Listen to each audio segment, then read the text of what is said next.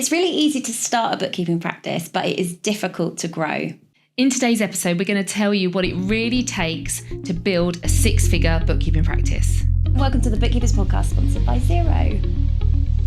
Hey, Joe. Hey. We thought we'd talk today about having a 6-figure practice, didn't we? Yeah, the real behind the scenes of what it takes. I know. Well, we saw this video for the viewers and listeners who won't have seen what we saw. We watched a video the other day, and there was a bookkeeper guy who was talking about how to build a 6-figure practice. Yep. And how, what I took from the video was that as long as you did loads of marketing and were consistent and worked hard, you could be a 6-figure bookkeeper. Yeah. But what I took from it was as long as you're working hard and consistent on marketing, he wasn't really advocating for being an expert as a bookkeeper, which really wound me up. Yeah, we were mad. We were mad. It's really good for us to, I think a lot of the time we put our blinkers on, we don't look left and right and we stay in our lane. But it is really interesting to see when a video is doing really well, think, oh, why is it doing well? It's always good in business to look at what other people are doing. But we just came away quite mad thinking it wasn't even about the technical skills.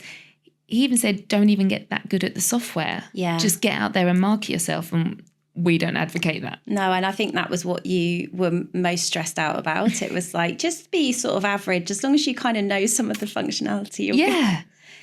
But that does show, doesn't it, that when our community really have that imposter syndrome and they feel like they're frauds, when they have done their exams and they have learnt their skill and they do know more than the average person. And what he was saying is you only need to know the tiniest bit more than the average person and you can call yourself an expert and then market yourself as such. Yeah. And that didn't feel right. And I think a lot of people, when we talk about 6-figure businesses, people sometimes feel that feels a bit like, is it a bit brash? Is it a bit like, who do you think you are talking about that? But we've always said that 6 figures is kind of something that you can aspire to. It doesn't need to be the profits or the turnover side of things. It can be about what are you aspiring to? What's that aspirational? And when you are trying to market to people, you do have to get in there with something that's going to hook somebody in. We all know that. Yeah. And we use that. But you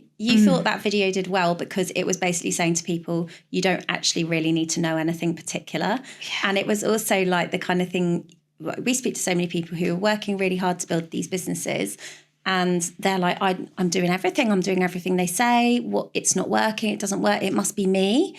And then this is the bit that makes people feel like, we talk about confidence so much, and this is the bit that knocks your confidence, because if someone's saying, well, just keep working hard, they were also saying putting loads of hours in, if you can't put as many hours in, don't worry, it just means your business won't be as big. And you're saying 10 hours a day, and then if you can't do that, you won't be a 6-figure bookkeeper. And so many things that rattled us. It's all your fault. If you're not doing it, it's your fault. You're not consistent. You're not working hard enough. Yeah. So we thought in this episode what we would do, as you know, you sold a multi 6-figure practice a couple of years ago.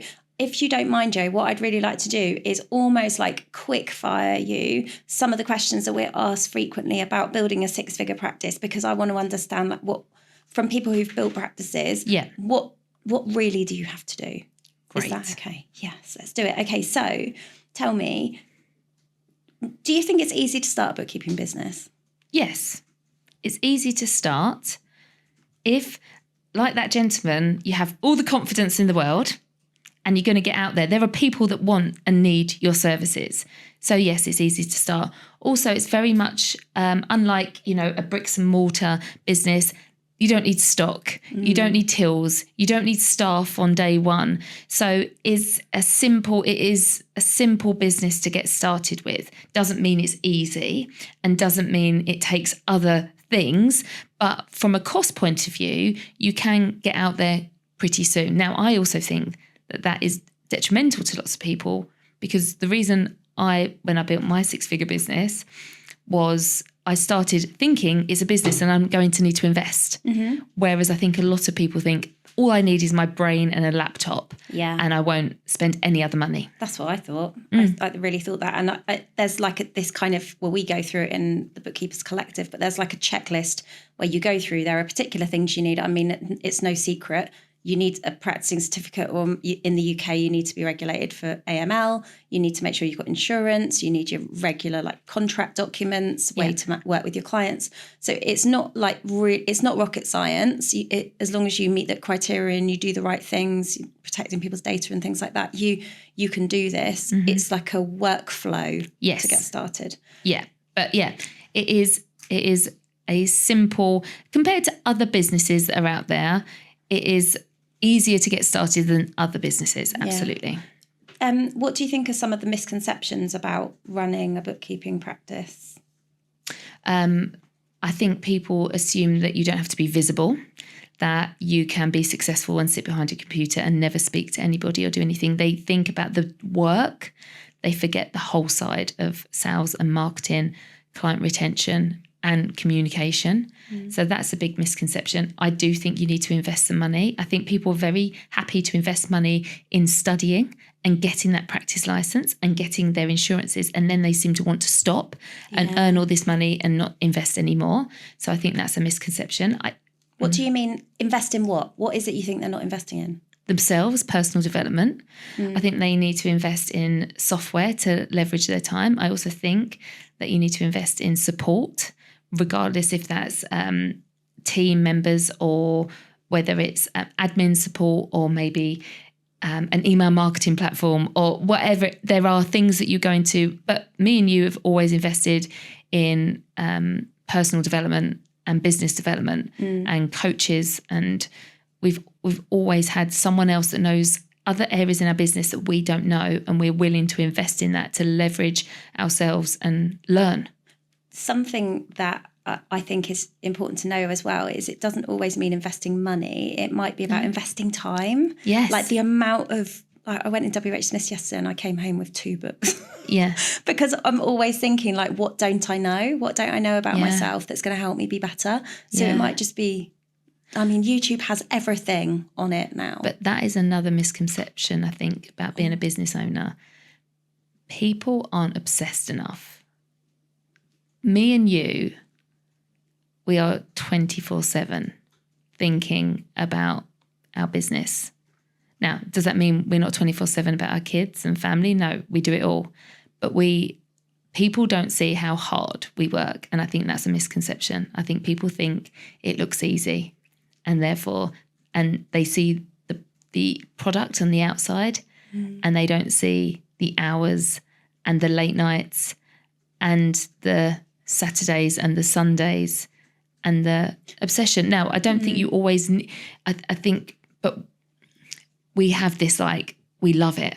It's not like, here's my work rota, I'm going to go and make sure I'm working 12 hours a day. It's like you live and breathe your business. Live and breathe. You like absorb we talk about, the other day you said to me, and we always have this, I said, I want to talk to you about this and that, and I've got some ideas. This was 7 a.m. in the morning. This is how quick, like me and you start talking really early in the morning.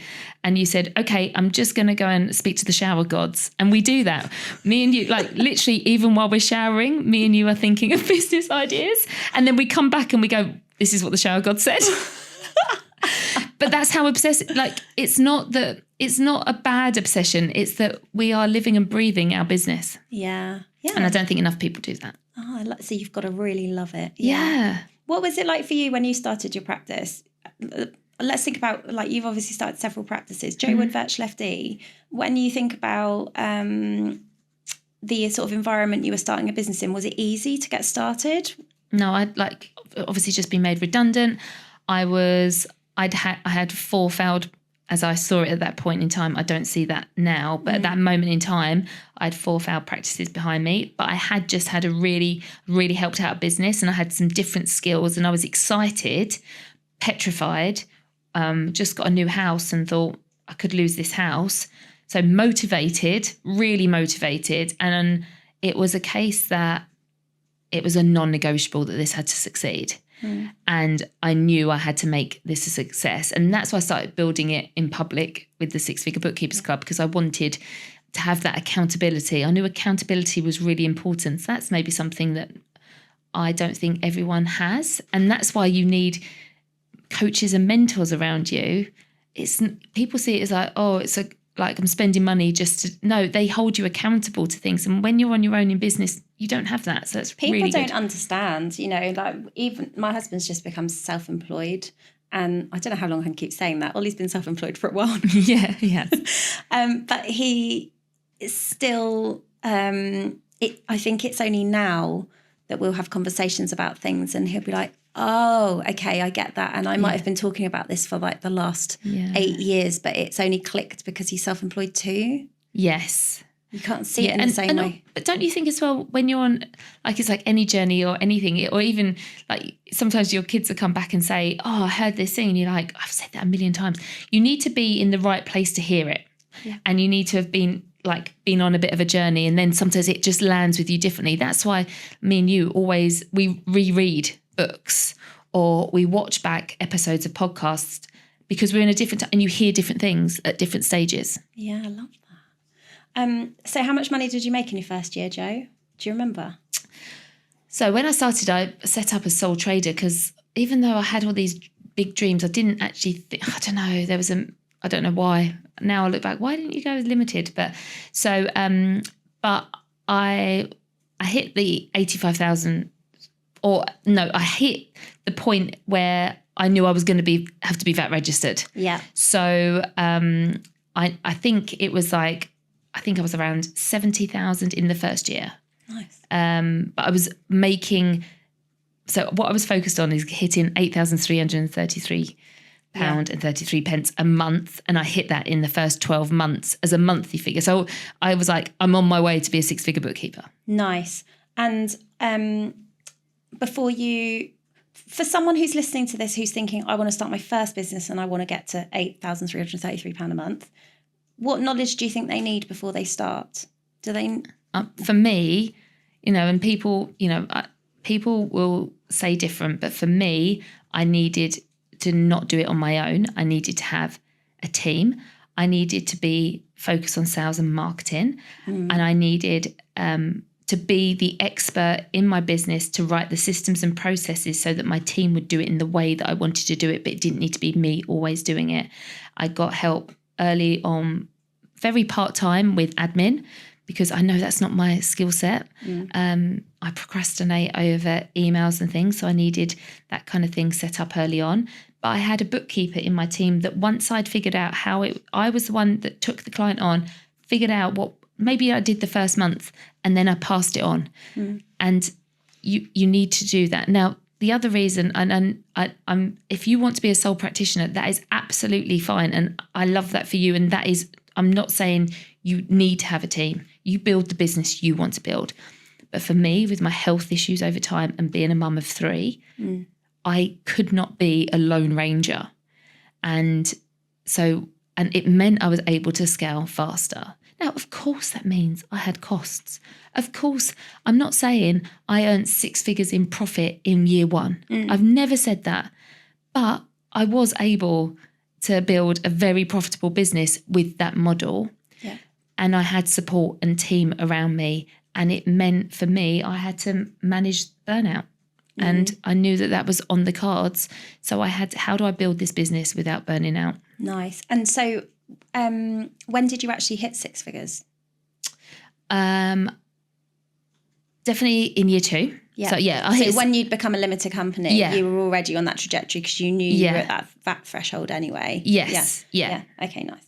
And you mentioned earlier marketing. What's your advice to somebody who's starting out right now who needs to find clients? You've got to get out there. You've got to be visible and in multiple ways. So, networking, making videos, sharing them online, talking to everybody, this is what I'm saying about the obsession. When people say, I've been running my practice or my business for a year and I don't have one client and I'm doing everything. What are you doing? Are you out there? the amount of work you do, when you've got to be prepared to put in the work now for the work you'll do when you have all those clients. Mm-hmm. And that needs to be filled with marketing, sales, outreach, networking, talking to everybody obsessively about this. I don't see it. I think people think that they're busy. I'm not saying they're not busy. I'm not saying their days aren't filled. I'm not saying that they're lazy. I'm not saying any of those things. But I remember right at the beginning, and I did this, I recorded a video that I put out on LinkedIn, and it took me all day to record a 4-minute video. Mm-hmm.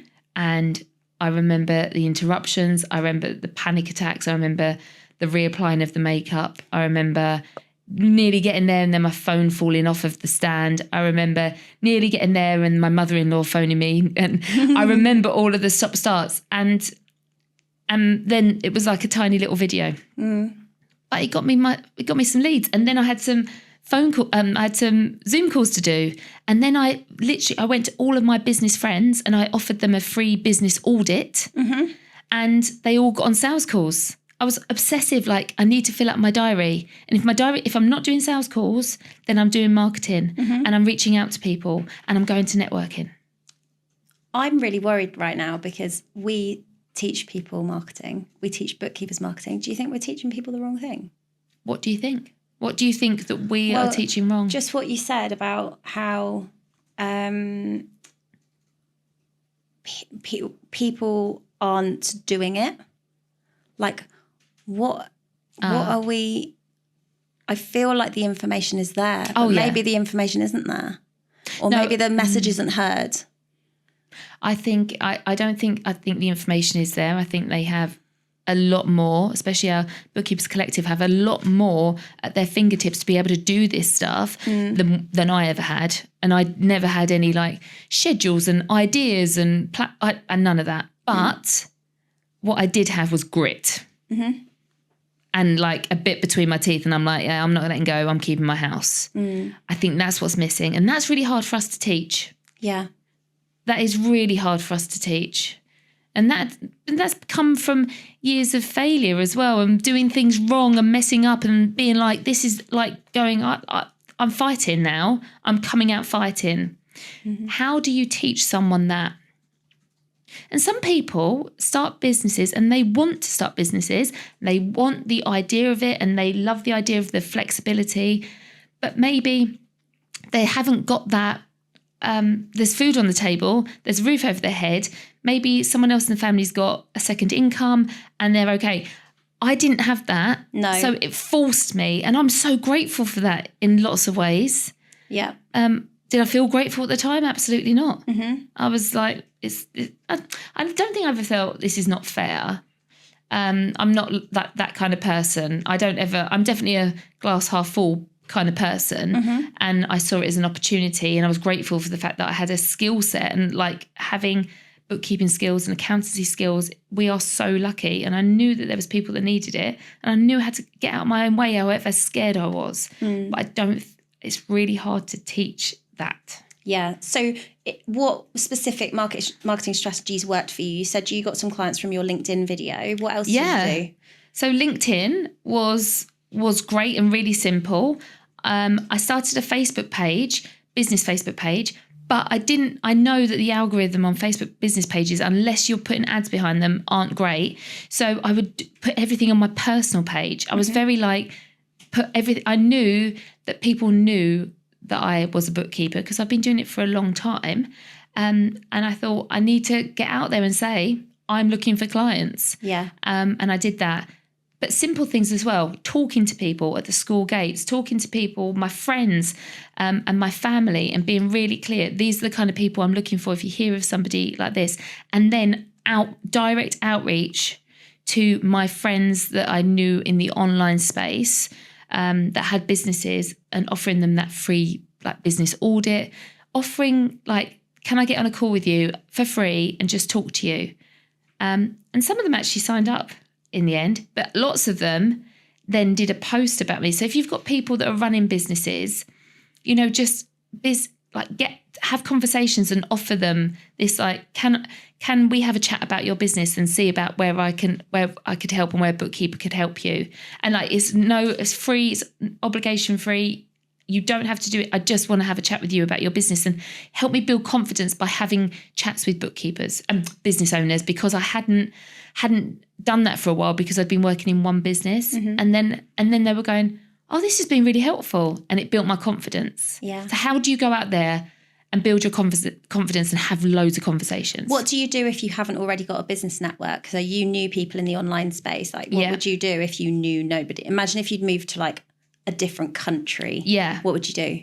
Okay, so I'd find like local groups. So you have to find familiarity with somebody. It's about proximity. So usually you find that if you are in a town, then there'll be some kind of community. So you need to get known in your community. They already trust you that little bit more because you live there. So that's like level one. So then you can, there's that trust that you wouldn't get maybe in the online space unless you have some experience in a certain area and you can join a community. Oh, I've worked in this space, or, you know, if you've had a job somewhere, then so what are the common ground that you can leverage? Because people need to trust us to be able to let us in with their finances. So location is good. Industry is good. This is why we say about niching. These are things, what can you niche in? Where are you right now? And usually location is a great starting point. Nice. And tell me about how many hours you really put into building your business. Like what was your working week pattern like? Yeah, so I'd been working full time in a job. So, and this is why we had no other income or a smaller amount of income, because my husband was doing the school runs and being at home and working part-time. So we had a bit of a different dynamic. So I did have that full-time hours available. Also, I was driving. So I did have 8 till 6, but that was Monday to Friday. I think at the beginning it was on my mind 7 days a week, 24 hours a day. And, you know, and it's things like going to bed and reading a book about strategy, or going to bed and watching a podcast about something that might give me an idea. You have to be obsessive. And I'm not saying I think people are, but also it's action and obsession. Yeah. It's about, you can consume. Someone once said, you know, create before you consume. And that was the kind of thing that I was doing. I was like waking up, creating a piece of content before I consumed anything. What would you say to someone who wanted to work less hours than 24/7? Could they do it? Could they build the 6-figure business and work less? 100%, because I know that there are times where I'm a procrastinator. I'm not always like 100% focused. But you just have to have a strategy and stick to it. And it's about output. And like I say, I didn't have. It's like going to the gym every day. Consistency wins. That is the biggest thing, I would say. So being consistent will win. And I'm very much like, you know, the belief in the tortoise and the hare story. You know, it's pointless going out and being this obsessive for a week and then doing nothing. What I'm talking about, I was thinking about it all the time, but I was strategic and consistent. You know, look at us in the podcast. You know, we've done it consistently for 5 years, and most people wouldn't do that. No. So I think it's like a personality trait. So I think anyone can have whatever they want if they are consistent and a bit like obsessed. Nice. It's like a choice. Yeah. It's like you choose this. Yeah. Did you do cold outreach when you were marketing? Did you ever reach out to people who you didn't know at all and offer them this like invoice audit or any kind of sales call? No, I leveraged people, but networks. So they were people that I didn't know, but when you're part of a network, I was very much like anybody I spoke to, I really honed in on them and then their network, because it's always better, you know, when, like referrals, and if someone recommends you, that's so much better. So the people I knew, I would really speak to them and find out who they knew and then say, would you recommend me to them? So it was cold, really, but it was not. Did you feel salesy? Did you feel? No, because I went out there knowing and thinking I'm going to really help you in your business. What I'm doing is going to have a call with you and I'm going to help you today. I'm going to help you with something. I'm going to help you see something. I'm going to make you feel better about your bookkeeping. I'm going to give you a tip that you didn't know and you're going to walk away feeling better after our conversation. And if whatever happens after that happens. Okay. Do you think people underestimate how hard it is to build a bookkeeping practice? Yes. I think that's any business, so I don't think it's just bookkeeping. But there are some businesses I think people assume, like if you go into property, you assume you're going to have to put down some money, a 25% deposit on a buy-to-let property. And, so you'll work hard and then you're like, oh, I've put that money in. So I feel that this is harder and I'm going to take it seriously. Yeah, you've got skin in the game. Yeah. Whereas if you've only put time in, you're like, well, that's just lost time. But why is your time not valuable? Exactly.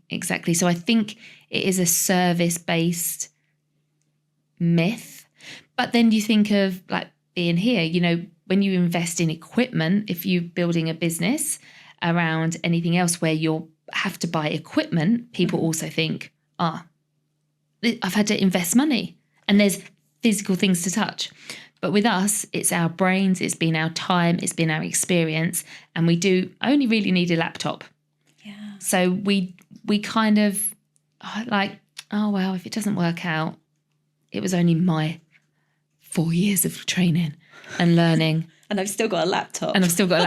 Yeah. So I think that is a big misconception. Isn't it funny how we started with, is it easy to start a bookkeeping practice? And now we're saying, is it hard to run a practice? Yeah. It's like, it's easy to start if you tick the boxes, but it's hard to grow. Absolutely. And that's why I think people are always looking for easy wins. And there are going to be people out there that tell you this is, and it is easy in lots of ways. It's simple. You can follow the steps. You pass the exams. There is kind of a roadmap. Yeah. But it's like anything like a franchise, you can buy a business off of the shelf and they can give you leads, but you have to pay a lot of money for that. So there's less returns. So that's hard. We always say, don't we? Choose your hard. Everything is hard. Nothing is going to having a job and going to asking someone for permission to go on holiday is hard, but that might be easier for you than going out there and advertising yourself and being obsessed with your business and trying to build a brand and service clients and make sure everyone's happy all the time. Mm-hmm. It's nothing is that easy. Yeah, you've got to focus in on what you want to achieve through this and then decide, well, which is the best route for me? Which am I going to thrive in? Which environment? Absolutely. Do you think, given this is a business you could just run with a laptop, that you could run a bookkeeping practice from the beach? I mean, would you? I'm not really a sandy person. I prefer a pool. But you go to the pool, I'll go on the beach. Yeah, you go on the beach. Do you know what the first thing that came to my mind is like, you'd have to make sure you're sitting in the right place because the reflection on your screen really wind me up. Also, I think you need 2 screens. I'm going to be really honest. So I have seen some things where you can clip it on and like create a 3 screen on your Mac. So that might be handy.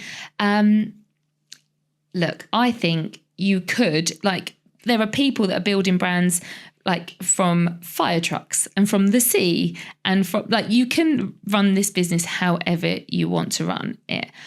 I think the laptop lifestyle is like, yeah, we work around our we are not in our home today and we've been working and we're on our laptops. We have a laptop lifestyle. But I think people assume that means drinking margaritas and listening to music and not actually working.